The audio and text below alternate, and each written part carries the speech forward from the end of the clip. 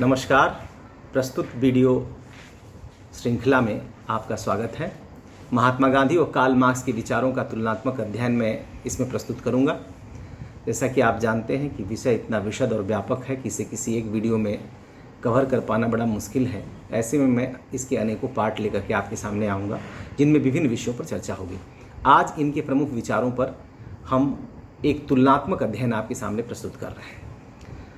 वास्तव में गांधी और कार्ल मार्क्स के बीच में समानताएं और इन दोनों लोगों के बीच में जो भिन्नताएं हैं, इनको लेकर के कुछ भ्रम की स्थिति इसलिए उत्पन्न हो जाती है कि महात्मा गांधी के कुछ ऐसे कथन हैं जो इस सिमिलरिटी की तरफ हमारा ध्यान खींचते हैं। जैसे महात्मा गांधी कहते हैं कि मैं वास्तव में प्रथम या प्रमुख साम्यवादी हूँ क्योंकि मैंने अपनी आवश्यकताओं को बहुत ही न्यूनतम कर दिया है।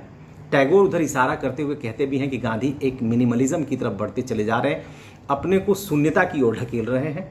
दूसरी तरफ अगर हम देखते हैं तो कहते हैं कि वास्तव में हमारा और जो साम्यवाद है, जिसको वो साइंटिफिक सोशलिज्म गांधी कहते हैं, इन दोनों लोगों के जो लक्ष्य हैं वो तो एक है, लेकिन हमारा और उनका जो साधन है, हमारे जो रास्ते हैं वो भिन्न है। तो कई बार इसको लेकर के विद्वानों ने मत व्यक्त किया है कि काफ़ी इन लोगों के बीच में समानताएं हैं। बहुत लोग कहते हैं कि मार्क्सवाद में से वायलेंस अगर घटा दीजिए तो गांधीवाद बन जाएगा। मेरा ये मानना है कि इन दोनों लोगों के बीच में जो ये सिमिलरिटी है वो बिल्कुल सुपरफिशियल है, और इन लोगों के बीच में जो अंतर है इन दोनों महापुरुषों के बीच में वो बहुत ही गहन और व्यापक स्तर का है। और इस हम अपने आने वाली वीडियो सीरीज में और इसमें भी इस अंतर को आपके सामने प्रस्तुत करना चाह रहे हैं। तो पहली चीज़ तो ये देखते हैं कि दोनों की दृष्टियाँ अलग अलग हैं, किन किन जगहों पर कहाँ वो मिलती हैं। मिलान होता है जहाँ पर गांधी और कार्ल मार्क्स दोनों एक ऐसे समाज के बारे में देखते हैं जहाँ पर भेदभाव ना हो। कार्ल मार्क्स उसे क्लासलेस स्टेटलेस सोसाइटी कहता है और महात्मा गांधी उसे एक ऐसे स्वराज के रूप में हमारे सामने प्रस्तुत करते हैं जो कि हम रामराज के रूप में जानते हैं। अब हम ये देखना चाहते हैं कि इन लोगों को जो कि उस रास्ते के माध्यम से जिस लक्ष्य तक पहुंच रहे हैं, उन रास्तों में, उन लक्ष्यों में फ़र्क क्या है, क्योंकि यह केवल ऊपरी समानता है। पहली चीज़ कि हम इतिहास की दृष्टि को देखें तो महात्मा गांधी और कार्ल मार्क्स के इतिहास की दृष्टि भिन्न है। कार्ल मार्क्स से कहते हैं कि history of all the hitherto societies the history of class struggle. वर्ग संघर्ष का इतिहास ही इतिहास है अब तक का सभी समाजों का। और दूसरा ये कि ये वर्ग आए ही कैसे। सोसाइटी एक सर्टेन स्टेज पर आकर के क्लास डिवाइडेड होती है जब सोसाइटी में प्राइवेट प्रॉपर्टी का एंट्री है, और उस प्राइवेट प्रॉपर्टी के माध्यम से एक मोड ऑफ प्रोडक्शन का गठन होता है, और उस मोड ऑफ प्रोडक्शन के द्वारा उस समाज के चरित्र का निर्धारण होता है। और जिस भी वर्ग ने उस मोड ऑफ प्रोडक्शन पर अपना अधिकार जमा रखा है वही वर्ग उस समाज का नियंता है। तो आमतौर पर आदिम समाज से लेकर के सामंतवादी समाज से होते हुए जब मामला कैपिटलिस्ट सोसाइटी पर आता है तो कार्ल मार्क्स कहते हैं कि सोसाइटी इस समय डीपली डिवाइडेड है, और इस वक्त सोसाइटी सिर्फ दो वर्गों में बटी हुई है, एक हैव नॉट्स है, जिसके लिए वो एक बुर्जुआ और प्रोलेटेरिएट शब्द का प्रयोग करते हैं। ऐसी स्थिति में महात्मा गांधी इतिहास को किस रूप में देखते हैं? क्या वो वर्ग संघर्ष का इतिहास है? महात्मा गांधी मानते हैं कि जो इतिहास है वो एक कोलाहल की कहानी है। आमतौर पर जो पश्चिमी दृष्टि है उसने इतिहास के युद्ध को, इतिहास में हिंसा को बहुत महत्व दिया है, जबकि जो परिवर्तन है इतिहास में, समाज में, प्रकृति में, वो व्यापक तौर पर नॉन वायलेंट है। जो प्रेम के आधार पर परिवर्तन हुए हैं, जो मासेज का चरित्र और इतिहास है उसको इग्नोर किया गया है, और हमारा जो बलाबल है वो केवल हिंसात्मकता पर आधारित है। आपने हेगल के बारे में भी सुना होगा जब वो कहता है कि जो शांति और जो स्वर्ण पीरियड है उनको कहता है ब्लैंक पेजेस ऑफ हिस्ट्री। हम इस पर बहुत डिटेल में नहीं जाते। अब हम अगली दृष्टि पर आते हैं, अगली चीज़ पर आते हैं जहाँ पर हम ये देखने की कोशिश करते हैं कि महात्मा गांधी और कार्ल मार्क्स के लक्ष्य क्या हैं। कार्ल मार्क्स, जैसा कि आपको बताया गया कि क्लासलेस सोसाइटी, जब तक क्लासेस है सोसाइटी में एक्सप्लॉयटेशन चलता रहेगा। ऐसी स्थिति में एक ऐसा समाज जो वर्गविहीन होगा। कैसे होगा? तो कहता है कि इसके लिए जो साधन होगा that will be the revolution. उस रिवोल्यूशन में क्या होगा? The force will be use, क्योंकि force according to Karl Marx is the midwife of change. Therefore Karl Marx emphasizes the role of force and revolution in order to achieve its ideal objective of classless and stateless society। आते हैं कि क्या गांधी के का लक्ष्य क्या है? तो गांधी एक सर्वोदय, एक ऐसे स्वराज की कल्पना करते हैं जिन्हें हम रामराज के नाम से जानते हैं। उस स्वराज और रामराज में पहुंचने का जो रास्ता है, गांधी का जो साधन है वो अहिंसात्मक है। वो अहिंसात्मक स्वराज को प्राप्त करना चाहते हैं, लेकिन सत्य के मार्ग पर अडिग होकर। तो हम कह सकते हैं कि अहिंसा, सत्याग्रह के माध्यम से जो स्वराज प्राप्त होगा, उसमें रहने वाला जो व्यक्ति होगा, वह व्यक्ति स्वदेशी के माध्यम से स्वावलंबन को प्राप्त करेगा। ऐसे समाज की कल्पना गांधी का ऑब्जेक्टिव है। अब हम देखते हैं कि जो driving force of change for Karl Marx के अगेंस्ट अगर हम देखते हैं तो Mahatma Gandhi driving force of change को नॉन वायलेंस मानते हैं। अब हम दूसरी तरफ अगर आगे बढ़ते हैं तो कार्ल मार्क्स समाज का जो आधार मानता है, जो संरचनात्मक आधार मानता है, जिसे हम सब स्ट्रक्चर बोलते हैं, तो वो उसे इकोनॉमी को मानता है। Mahatma Gandhi on the other hand समाज के आधार को प्रेम और धर्म पूर्ण मानते हैं। वे धर्म को मेन आधार मानते हैं, इथिक्स को, मॉरलिटी को उसका आधार मानते हैं, और साथ में वो अर्थव्यवस्था की जो भूमिका है, जो रोल है, उसको कहीं भी इनकार नहीं करते। इसलिए समाज के एक व्यापक स्वरूप को महात्मा गांधी ने देखने की कोशिश की, जबकि कार्ल मार्क्स की दृष्टि यहाँ पर एकांगी है। इसमें कोई भी दो मत नहीं हो सकता है।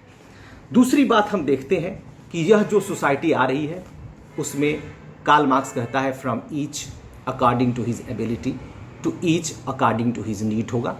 महात्मा गांधी इस एबिलिटी और नीड के का जो एक डायलेक्टिक्स यहाँ पर क्रिएट हो रहा है, इसको तोड़ते हुए एक ऐसे समाज की कल्पना कर रहे हैं कि ऐसे समाज के लिए कल्पना क्या प्रयास कर रहे हैं लगातार, जिस समाज में एक व्यक्ति स्वयं ही अपनी आवश्यकताओं को नियंत्रित करते हुए, अपने सेल्फ रिस्ट्रेंट के माध्यम से, कॉन्शियस सेल्फ सफरिंग के रास्ते पर चलते हुए वह एक ऐसे स्वावलंबन की स्थिति में आता है जहां पर उसे किसी राज्य की, किसी ऐसी एक्सटर्नल एजेंसी की जरूरत महसूस नहीं होती है। राज्य को लेकर मैं जो अगली सीरीज पे आऊंगा उसमें संक्षेप में मैं यहां पर चर्चा करूंगा कि कार्ल मार्क्स के लिए जो राज्य है वो बुर्जुआ क्लास का या जो डोमिनेंट क्लास है उसका एक टूल है for the sake of exploitation, in order to perpetuate its position, its exploitative position. जो माइनॉरिटी क्लास ऑफ बुर्जुआजी है वो स्टेट को लाता है, स्टेट सबका नहीं। इसलिए स्टेट के इस क्लास कैरेक्टर को देखते हुए कार्ल मार्क्स इसको तोड़ के फेंकने की बात करता है, अबॉलिश करने की बात करता है। अब हम आते हैं कि महात्मा गांधी क्या चाहते हैं। महात्मा गांधी का राज्य से कोई वैर नहीं है। गांधी का सिर्फ एक संशय है राज्य को लेकर के। गांधी के मन में एक प्रकार के राज्य से जो थोड़ा बहुत जो विरोध हमको दिखाई पड़ता है, वो मानते हैं कि राज्य जो है एक कंसंट्रेटेड फॉर्म ऑफ वायलेंस है, और हम जिस समाज की परिकल्पना कर रहे हैं वह समाज नॉन वायलेंस पर आधारित है, वह समाज सत्याग्रह पर आधारित है। ऐसे में राज्य का जो स्वभाव है, the very nature of state, इन दोनों में असंगत है, इनकंसिस्टेंट विद द सोसाइटी। लेकिन महात्मा गांधी कभी भी राज्य के समापन की बात नहीं करते, बल्कि वो कहते हैं कि एक ऐसी स्थिति आएगी जहां पर राज्य अपने आप अप्रासंगिक हो सकता है। दूसरी तरफ राज्य को लेकर के गांधी और भी स्पष्ट है जब वो कहते हैं कि राज्य जरूरत पड़ने पर लोगों के हृदय परिवर्तन में भी योगदान कर सकता है। लेकिन इससे भी बढ़कर महात्मा गांधी राज्य को एक ऐसे स्वरूप में देखते हैं जहां वह व्यक्तियों का आदेश पालक राज्य है। इस पर हम चर्चा वीडियो के दूसरी सीरीज में करते हैं। अब हम आते हैं महात्मा गांधी के उन विचारों पर और कार्ल मार्क्स के, जहां पर हम ये देखने की कोशिश करते हैं कि इन दोनों लोगों ने कौन से वो बड़े अंतर है, खासकर कैपिटलिज्म को लेकर। कार्ल मार्क्स कैपिटलिज्म के प्रति एक ऐसी दृष्टि रखता है जिसके हिसाब से वह इसको एबॉलिश करके उसकी जगह सोशलिज्म लाना चाहता है, उस सोशलिज्म को भी आगे बढ़ते हुए कम्युनिज्म की तरफ ले जाता है। महात्मा गांधी को कैपिटलिस्टों से और कैपिटलिज्म से खासकर कोई वैर नहीं है, लेकिन वे कैपिटलिज्म के जो एविल इफेक्ट है, जो इंपैक्ट है, उसके प्रति सतर्क है। कार्ल मार्क्स नहीं है। इसका परिणाम क्या होता है कि कम्युनिस्ट सोसाइटी की स्थापना के बावजूद भी जो नेचर ऑफ प्रोडक्शन है वो नहीं बदलता है और मास प्रोडक्शन जारी रखते हैं। और गांधी इस चीज को जानते हैं कि जब तक मास प्रोडक्शन होगा, जब तक एक्सपोर्ट होगा, जब लॉन्ग डिस्टेंस एक्सपोर्ट होंगे, तो ये जो इंपेरियलिस्टिक टेंडेंसीज हैं वो आएंगी ही आएंगी, इस रूप नहीं दूसरे रूप में आएंगी। ऐसी स्थिति में वो ऐसे स्वराज की कल्पना करते हैं जो लोकलाइज प्रोडक्शन, लोकलाइज यूटिलाइजेशन पर है, और उसके आधार पर वो प्रोडक्शन बाय मासेस का नया सिद्धांत देते हैं। महात्मा गांधी ये जानते हैं कि जिस कैपिटलिज्म से आप हेट करते हैं उसी के द्वारा बनाई गई सभ्यता को कार्ल मार्क्स बड़ी तारीफ करता है। वो कहता है कि 100 साल में बुर्जुआजी ने जितना काम कर दिया उतने पिछले 1000 वर्षों में नहीं हुआ। गांधी कभी भी कैपिटलिज्म से इस प्रकार अभिभूत नहीं है, बल्कि उस सभ्यता को, उसके एविल इम्पैक्ट्स को गांधी ने अपनी किताब हिंद स्वराज में विस्तार से दिया, जिसको अपनी अगली सीरीज में आपके सामने ले आएंगे। हम ये देखते हैं कि महात्मा गांधी एक ऐसे स्वावलंबी समाज की कल्पना करते हैं और उसको बनाने के लिए निरंतर प्रयास करते हैं। गांधी एक कर्मयोगी है, वो एक फिलोसफर नहीं है जो सिर्फ बैठ के शिकायत करता है कि philosophers of the world have sought to interpret this world. The problem, however, is to change it. Gandhi is a kind of person who throws himself in the middle of the problem and then he tries to solve that. Many of the great scholars of the world have accepted his contribution in this. Now, Gandhi के जो आखिरी बिंदु पर हम आते हैं कि जब कभी भी आप ऐसे साधनों का प्रयोग करते हैं जो अनुचित होंगे, गलत होंगे, तो जो साध्य होगा वह भी गलत होगा। ऐसी स्थिति में महात्मा गांधी साधन और साध्य की पवित्रता पर और उनका एक दूसरे से जुड़े होने की बात को कहते हैं, जहां पर वो बीज और वृक्ष का उदाहरण देते हैं। गीता से गांधी आप जानते हैं बहुत प्रभावित है। गांधी कहते हैं, गीता के माध्यम से कहने की कोशिश करते हैं, जब योगेश्वर कृष्ण कहते हैं कि यच्चापि सर्वभूतानां बीजम तदहम अर्जुन, हम जितने भी इस संसार की जो जीव हैं, जंतु हैं, जड़ है, जंगम है, उन सब का जो बीज है, जो आरंभ है, वो मैं। जिस चीज का आरंभ परमात्मा है, मध्य परमात्मा है, अंत परमात्मा है, वह कभी भी गलत नहीं हो सकता है। गांधी एक ऐसे ही रामराज की कल्पना करते हैं जहां साधन और साध्य पवित्र हों। कार्ल मार्क्स को शायद इससे भी कोई आपत्ति नहीं थी कि वो अनुचित साधनों के प्रयोग को कभी वो इनकार नहीं करता है। और आखिरी बिंदु ये होगा हमारा कि कार्ल मार्क्स की जो दृष्टि है एक समाज को स्थापित करने के लिए, इस साधन और साध्य के अलावा भी हम ये देखना चाहेंगे कि महात्मा गांधी से और कार्ल मार्क्स के बीच में जो व्यापक डिफरेंस आता है वो सोसाइटी के स्वरूप को लेकर के आता है। और वो सोसाइटी का स्वरूप यह है कि महात्मा गांधी वर्गों को एंटागनिस्टिक और एंटीथेटिकल रूप में नहीं देखते हैं, बल्कि उन वर्गों के बीच में एक हार्मनी की सिचुएशन को देखते हैं। महात्मा गांधी ये मानते हैं कि जो बुर्जुआ और कैपिटलिस्ट है, जो धनी और गरीब है, वो एक पोजीशन है। आज ये पोजीशन है, कल वो पोजीशन बदल सकती है। ऐसी स्थिति में ये कोई जीरो सम गेम नहीं है और दुनिया में कोई भी काम, चाहे वो लेबर का हो, चाहे कैपिटलिस्ट का हो, चाहे वो टीचर का हो, डॉक्टर का हो, सबके अंदर एक गौरव का भाव होता है, जिसको हम डिग्निटी ऑफ लेबर की बात करते हैं। गांधी जी इसीलिए थिंकिंग हैंड की फिलॉसफी को लेकर के आते हैं। इन तमाम सारी चीज़ों को गांधी को जो हम आपके सामने रखते हैं, इसके माध्यम से हम ये चाह रहे हैं आप तक अपनी बात पहुंचाना कि गांधी और कार्ल मार्क्स के बीच में बहुत व्यापक अंतर था। अगली सीरीज हमारी होगी वो गांधी के और कार्ल मार्क्स के राज्य पर, स्वतंत्रता पर विचार। उसके बाद महात्मा गांधी की जो ट्रस्टीशिप की फिलॉसफी है उसकी और कम्युनिज्म की हम तुलना करेंगे अपनी अगली सीरीज में। और अंतिम सीरीज जो हमारी होगी वो अराजकतावादियों के और महात्मा गांधी के वैचारिक समानताओं और अंतर को लेकर के होगा।